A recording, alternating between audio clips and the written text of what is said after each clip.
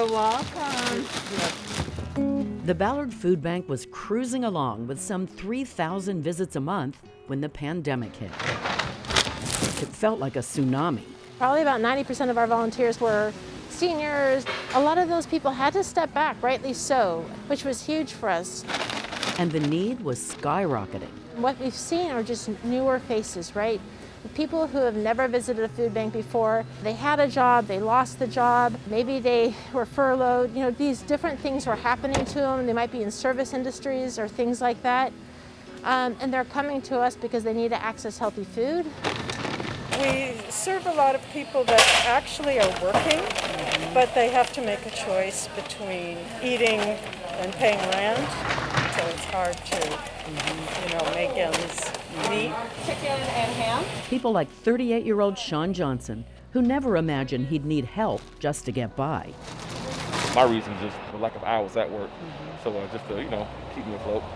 Did the hours get cut because of the pandemic? Yeah. Like what happened? Yeah, it got cut because of the pandemic, and I work security, so we lost a couple of accounts, and a lot of accounts that we were at, a lot of businesses closed because of the pandemic, so I have no building to secure. What we're finding is we're starting to get to know a whole new set of people, families, seniors, individuals that, this is the first time where they've had to ask for help.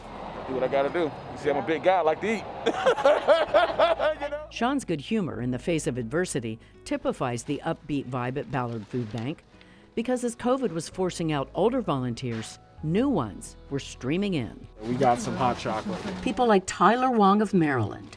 He postponed medical school to join AmeriCorps and is packing no-cook foods into bags intended for the homeless. I do this because I think that serving the community is incredibly important, especially in this time.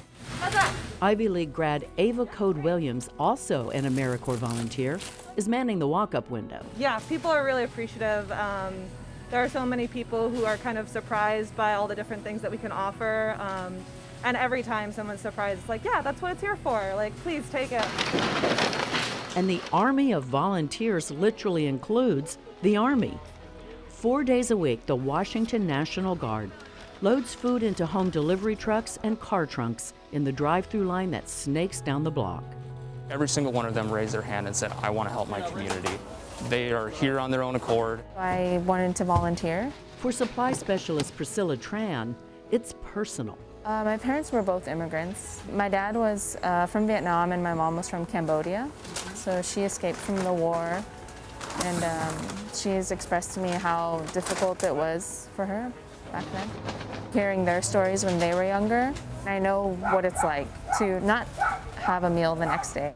I feel like I'm giving back to the community that gave my parents an opportunity to be here. The variety of services is astonishing. These volunteers are packing bags for the Weekend Food for Kids program. The bags will be dropped off at a dozen schools, where still more volunteers will get them to families needing food throughout the weekend. I think healthy food is a basic human right. Everyone should have access to the food they need to feed their family. Hundreds of people have their mail sent here, too. No car?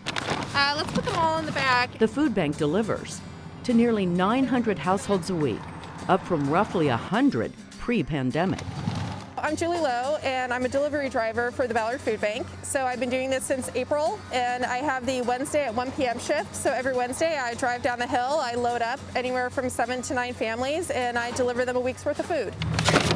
So I'm really lucky. I work at Microsoft, so I'm able to work from home. And since I work from home and I'm a Ballard resident, it's the perfect thing to do during lunch, and I give back to my community, and I'm able to do something that helps people with a really important need, which is food. Since COVID hit, food deliveries and pickups have more than doubled. My daughter joins me on the food runs, and for her it's been eye-opening, it's been educational that not all families live like ours, and it's not families that you see on TV. They're in our neighborhood, they're blocks from our house. I'm just calling to let you know I did your drop-off. You're so welcome. You like a sandwich, meat? Polly Cook says the food bank may just be one of the most uplifting places in all of Seattle. Where she used to spend her time alone blowing glass, she's joined a community. So this is my work now, and I really love the people. I really feel like I am totally enjoying this experience. When so many of us are having to isolate and be alone and be socially distant, but then you're able to come to this place and be active with others and have a common purpose. But there's a lot of people that's here that have jobs and have family and stuff, not just homeless, comes to the food bank. Shawn Johnson expects to be coming here for quite a while. Long gone any stigma he once felt. I've seen nurses, come here and get food, pull up in nice cars to get food banks. You just don't know what people are going through. Because I'm not gonna lie, the first day I came here, I was taken aback, like, oh man, look at all these homeless G-druggies, and I had to snap out of it, because like, who am I to judge? You know what I mean? Like, I'm standing in the same line they are. I'm no better than no one. There's something about that just, and I've probably said it too much, the word hope, but it's truly what we need right now, and I think it's truly what comes through in our community right now.